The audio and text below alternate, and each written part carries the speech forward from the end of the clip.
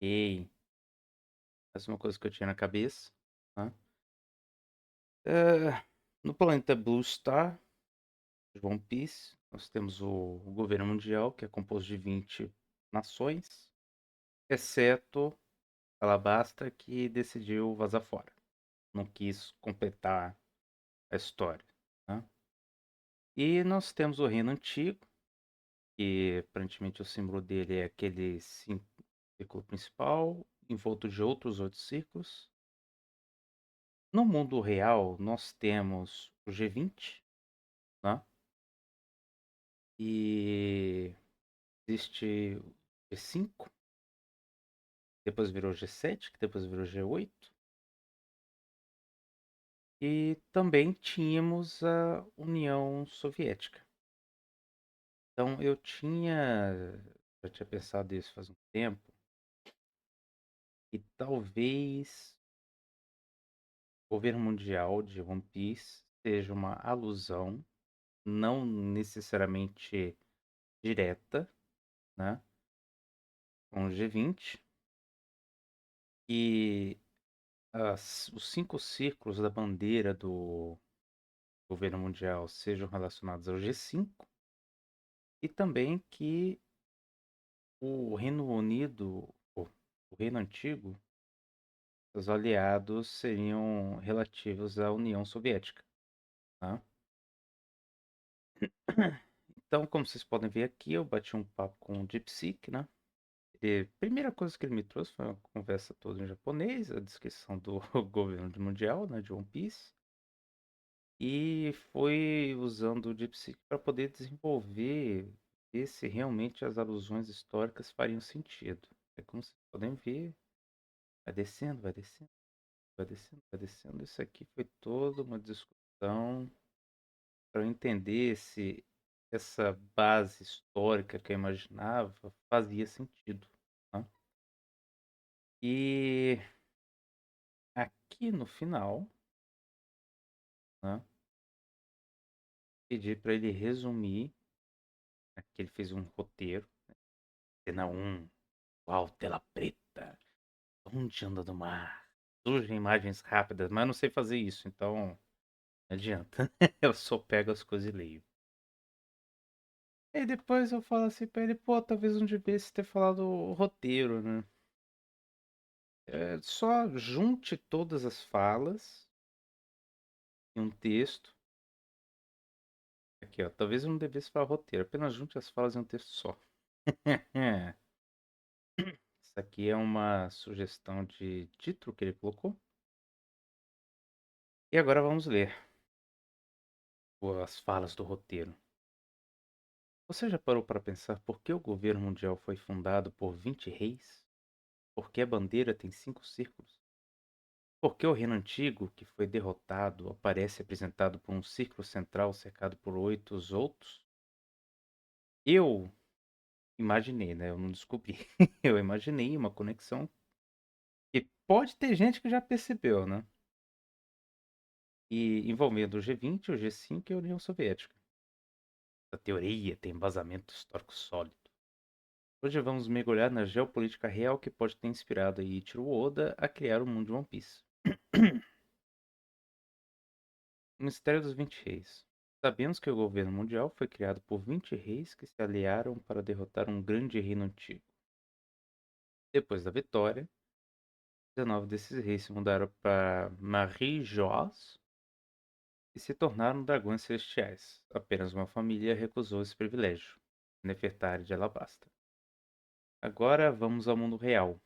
Em 1999 foi criado o G20, um fórum que reúne as 19 maiores economias do mundo, mais a União Europeia. Eles sempre colocam e a União Europeia, porque a União Europeia ela é uma entidade separada. Ela não é um país, mas ela também tem um assento no G20. Ela diz que é 19 países e a União Europeia.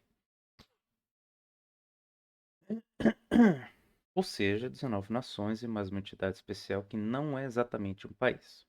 Coincidência? Oda começou One Piece em 1997, 2 anos antes da criação do G20. Mas a ideia de um clube dos 20 já circulava nos anos 90. E o que Oda fez? Ele inverteu. Esse inverteu aí é coisa do próprio Chip. No mundo real, o G20 foi criado para promover cooperação e incluir países emergentes nas decisões globais. E porque teve toda uma crise financeira dos gigantes asiáticos ali nos anos 90, né? Em One Piece, os 20 reis criaram o sistema mais hierárquico e opressor do mundo. Uma crítica direta. A cooperação internacional pode ser apenas a vitória dos fortes reescrevendo a história. E aqui a gente lembra do Doflamingo, falando os vencedores reescrevem a história. Tá? 5 círculos da bandeira. A bandeira do governo mundial tem 5 círculos. 5. E dentro da história, quem manda de verdade são os 5 Gorosei. Na verdade, esses 5 círculos eles podem ser, por exemplo, uma indicação de norte, sul, leste, oeste, centro. Poderia ser também indicação, por exemplo, de elementos, igual com o meu vídeo que eu falo que talvez Imu seja inspirado em Amatsu Mikaboshi. Eu cheguei nessa conclusão, por quê? Porque no Shintoísmo você tem 5 elementos, que são fogo, água, vento, terra e vazio, né? Então, esses 5 círculos, os Gorosei entram bem, mas a minha coisa toda é o G5, né? No mundo real existia o G5.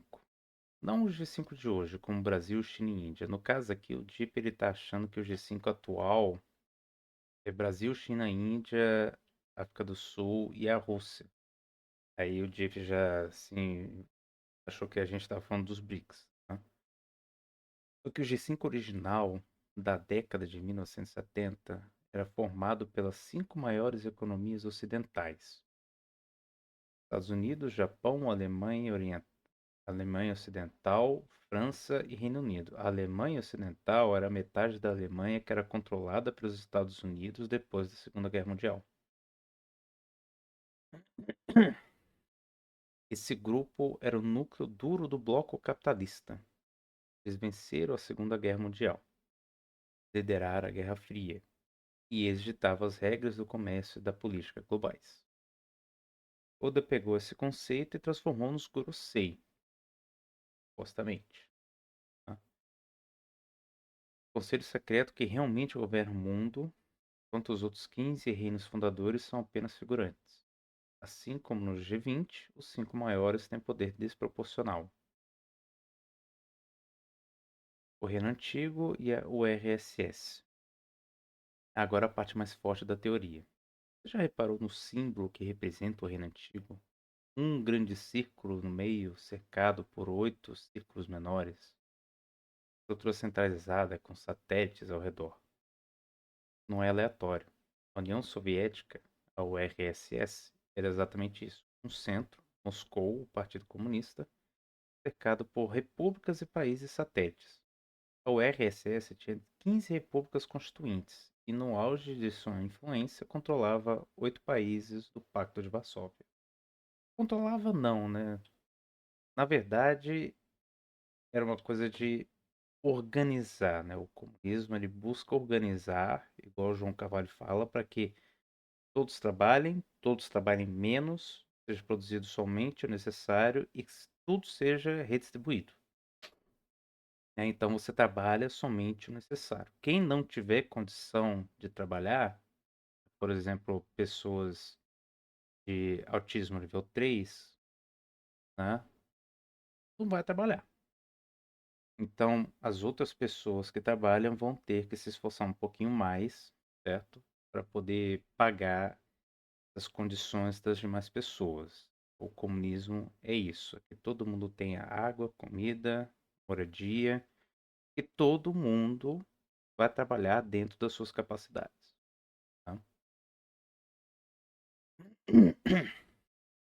Qual foi o destino da URSS? Derrotada, dissolvida em 1991. Caso derrotada também porque teve todo um processo interior, tá? Por exemplo, Gorbachev. com o discurso secreto dele. E mais do que isso, a história foi reescrita pelos vencedores da Guerra Fria. Quantos livros de história ocidentais contam a versão soviética dos fatos? Quase nenhum. E aqui a gente vai ter uma infinidade de vídeos de João Carvalho, de Ian Neves, do João Pitilo, entre outros, para a gente poder mostrar que a verdade da União Soviética não é a verdade que costuma ser contada pra gente. Eu mesmo, quando estava no ensino fundamental, eu ouvia aquela historinha. Imagine um mundo onde todo mundo é igual, isso não seria chato? Tem tanta gente que já ouviu essa frase, né? Ok. É literalmente o século vazio de One Piece, um período de 100 anos que foi completamente apagado da história pelos vencedores. Os 20 reis que fundaram o governo mundial. Oda está dizendo. E se o lado que perdeu a Guerra Fria fosse o bom, e era o bom? Se tudo o que você aprendeu sobre o socialismo e a URSS fosse uma narrativa construída pelos Estados Unidos e seus aliados. E é exatamente isso, né? No mundo real. A inversão de papéis. No discurso ocidental, que é o que a gente costuma ouvir, aprender, né? A URSS era o império do mal, uma ideologia perigosa que precisava ser eliminada para o bem da humanidade. Em One Piece, o reino antigo é descrito, pelos poucos vestígios que restaram, como um reino que buscava liberdade, conhecimento e igualdade. Seu símbolo é a flor solar, luz, esperança. Essa flor solar que, sinceramente, eu não sei de onde que ele tirou, mas tá beleza. Talvez seja algum SBS que o Oda respondeu várias perguntas. Respondeu perguntas pra lá. Oda inverte completamente a narrativa. Ele pega a estrutura da Guerra Fria, um bloco centralizado, criado por satélites, derrotado por uma aliança maior, transforma os mocinhos em vilões, né? O governo mundial, que seria a analogia do G20 e do G5, é retratado como corrupto, racista, escravagista e genocida. Os vencedores da história são os monstros. A mensagem é clara. A história é escrita pelos vencedores, e nem sempre eles são os bons. Novamente, do Flamengo. O que isso significa para o final de One Piece? Se essa teoria estiver correta, o final de One Piece não é apenas sobre encontrar um tesouro, é sobre restaurar uma verdade que foi apagada. Luffy e os Chapéus de Palha estão, sem saber, lutando a mesma guerra que o Reino Antigo perdeu 800 anos atrás. Só que dessa vez, a Aliança dos 20 Reis, o governo mundial, vai cair. Pera. Vamos descobrir até o finalzinho de 2032, aparentemente. Yoda, com sua genialidade, não está escrevendo uma aventura, apenas escrevendo uma aventura pirata. Ele está fazendo uma crítica geopolítica feroz sobre como o poder se organiza, sobre como a história é manipulada e sobre quem realmente são os vilões da nossa própria história. E aqui um resumo da teoria. Em One Piece nós temos os 20 reis fundadores, no mundo real nós temos o G20. Os 5 Goroseis, que são círculos da bandeira do governo mundial, e nós temos o G5 original, lá em 1970, que era Estados Unidos, Japão, Alemanha, França e Reino Unido. Reino Antigo, um círculo central, 8 círculos menores. Mundo real, União Soviética, mais os 8 países do Pacto de Varsóvia. O século vazio, história apagada, a Guerra Fria, história reescrita pelos vencedores ocidentais. Os dragões celestiais, opressores, as potências vitoriosas do pós-guerra no mundo real. A flor solar, símbolo do reino antigo, a ideia de liberdade e igualdade invertida como perigosa pelo...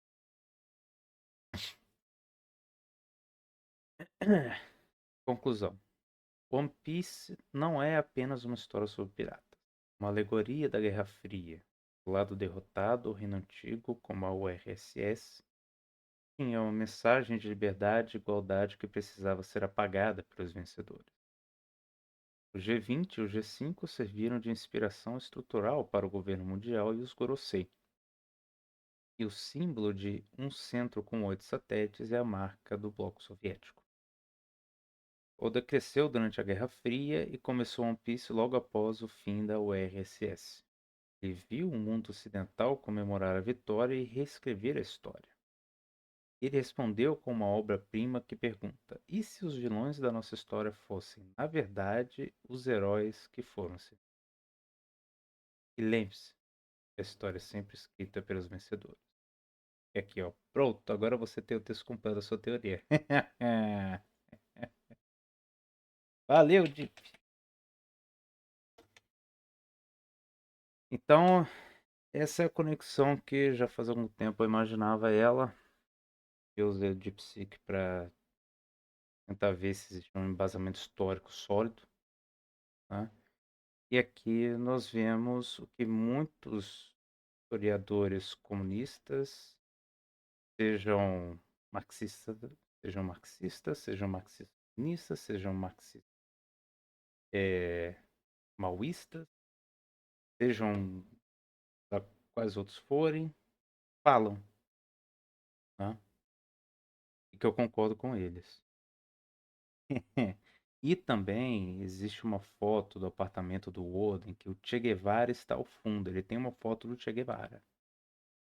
Então eu não ficaria surpreso se por acaso o Oda tivesse pegado esses fatos históricos, esses grupos e tivesse colocado eles dentro de um caso. One Piece seria uma história sobre como que o neoliberalismo e o liberalismo são malditos e como que o comunismo é o reino da liberdade, da felicidade.